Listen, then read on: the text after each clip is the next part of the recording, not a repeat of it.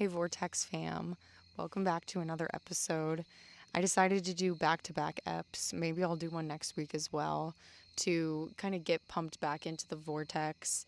And again, this is going to be a 10 episode season, so I can gear up for a new and improved flow and space with new ideas that I'm already starting to implant now, but being able to incorporate guests and conversations and all that exciting stuff. But I just want to thank you for, tuning in today. And as you read in the title, this is going to be about keeping your word. And we're going to break down what that really means, why it's even important, and what I have truly discovered in intention that it resonates with you in some way and maybe opens your eyes to something different. But as you know, here we flow. And we're just going to get right into this topic, this fundamental idea. And it's really something interesting that I can look at while being so humbled and being in kind of awe of the power that this thing that may seem so silly has had. And what does it mean to keep your word? Usually, what could pop up is keeping your word to somebody else, telling somebody something and doing it for them. And of course, that's part of it. But what it really starts with is commitment to yourself, your own word, and your own thoughts, those own intentions. And in reality, it's really God's word, it's God's intention. And as humans, we like to kind of conceptualize it and, take responsibility for us. But the one true way that we get to these divine purposes, this way of moving through life, so organically and what seems so naturally is by following these true norths, these destiny points, and these gravitational pulls from God that we really can't deny. And when we cleanse and go through, periods of really bowing down and being so extremely vulnerable, we have the opportunity to better understand what that means. And it's almost like that sense of innocence you once had as a kid that we get to see in children still, but it's something much more magical than that. It's really, we know when something is good and meant and clean for us. It doesn't really have any kind of resistance or toxicity to it. Yet we find ourselves making decisions that aren't the best for us, but they're familiar. And that's really why we're making those decisions. When I started consciously tapping into my own thoughts, my own words, it really shifted something internally and externally. And like I was discussing at first, what does that actually mean?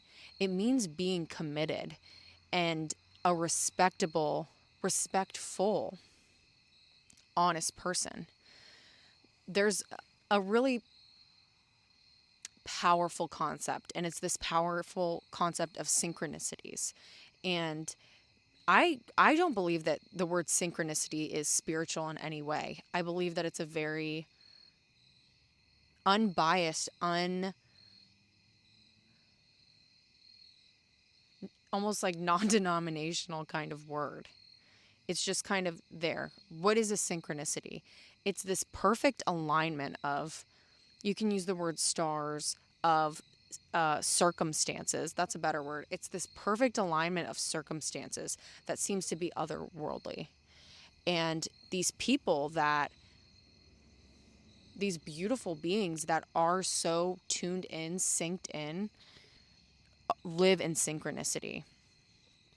And we all have that potential to live in such a synchronized state of being. And a huge step in this is being in alignment with your words, your thoughts, and what you do. And, there is a lot, I believe, of parallels to stories within the Bible. There's something about the three, the Father, Son, Holy Spirit, the body, mind, and soul. It's very interesting when I sit with those two concepts, and I have so many questions, but this is just something else that I relate to that. They are by no means the same thing. It's just kind of a similar kind of unification. And anyways, back to keeping one's word. When you notice your words, you notice your thoughts. And when you're paying attention to your thoughts, it's a chain reaction that you're noticing how you're acting. And it goes both ways. It goes anyway, whatever makes the most sense to you. What kind of happened to me is that I started paying attention to my words.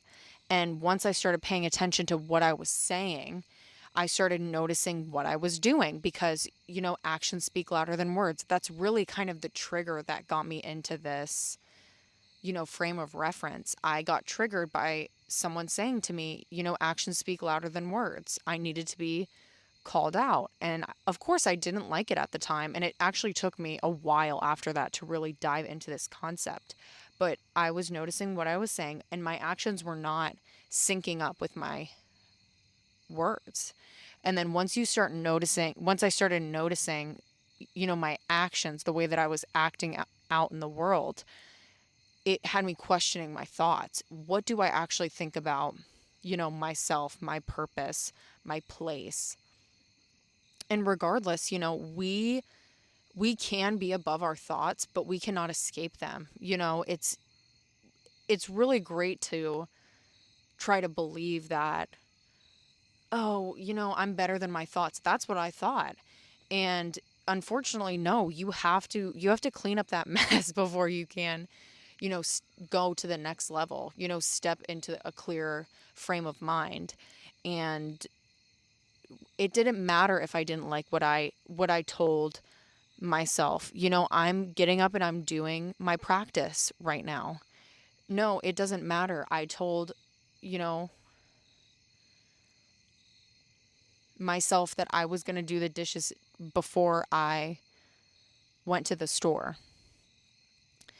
And that was really how the seed was planted freshly for me, is that I started, when I would, like, it's just the easiest, littlest ways that I kind of started peeling back the layers.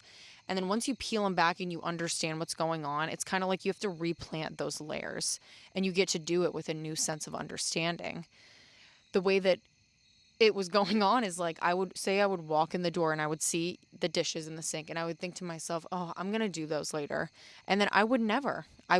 I would just, do whatever, avoid them, even though I said that I would do it. And it was almost like we have certain thoughts, actions, and, forms of communication that happen so subconsciously. And that's the connection to the thoughts, because subconsciously, we need to do that. We need to be better. We need to get that taken care of. And we can't kind of judge I couldn't at least judge if these subconscious thoughts were good or bad. It's just too messy. And that's why the intention of just planting seeds is much more effective on creating a new loop, essentially. And therefore, to move past that, just practicing, nope, you said you were going to do it, you need to do it. Like that hard love, giving ourselves that hard love and being disciplined. That's also kind of what meshes into this inevitably. You can be dedicated, you can use the word discipline, dedication, any kind of thing, but you do kind of have to have that curve, that kind of hard edge in order to actually, break the mold and shatter the cycle. And these things, what's so beautiful about them is that they continue to evolve. As you take care of them, they will continue to become more powerful, more potent, more active, more inspirational. You'll connect with more people that are in that kind of wavelength. And essentially, it's all to really cleanse ourselves and to free and release that which does not serve. And, it's such a beautiful gift from God to be able to do this. It's really like a spiritual detox. I feel like, so often as a society and just as a human, we're so focused on what not to do, what to get rid of, what is wrong, what is not right. And unfortunately, that does move us forward because it helps us kind of clear out.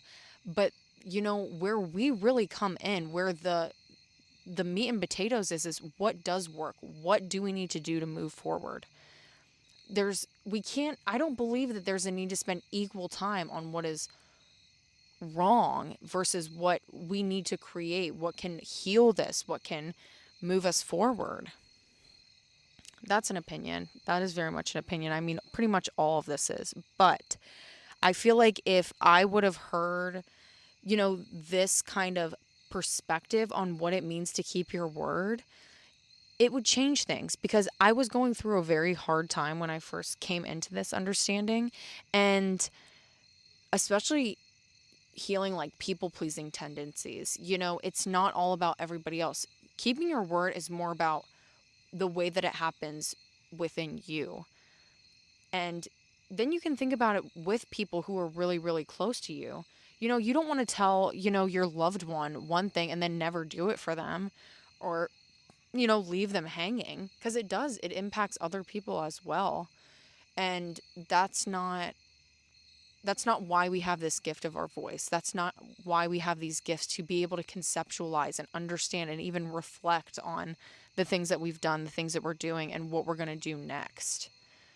So it's a beautiful, beautiful thing to practice. It's a great skill to learn, if we can even call it a skill.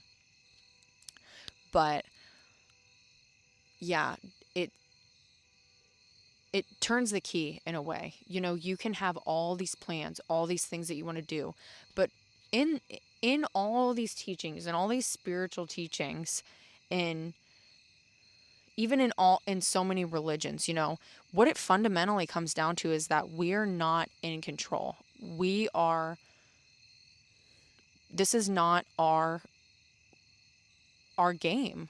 It's really not. We have some power here. And that's why, you know what, we got to appreciate it and we got to use it as much as we can and know that we will always be divinely guided in using it if we so have that intention.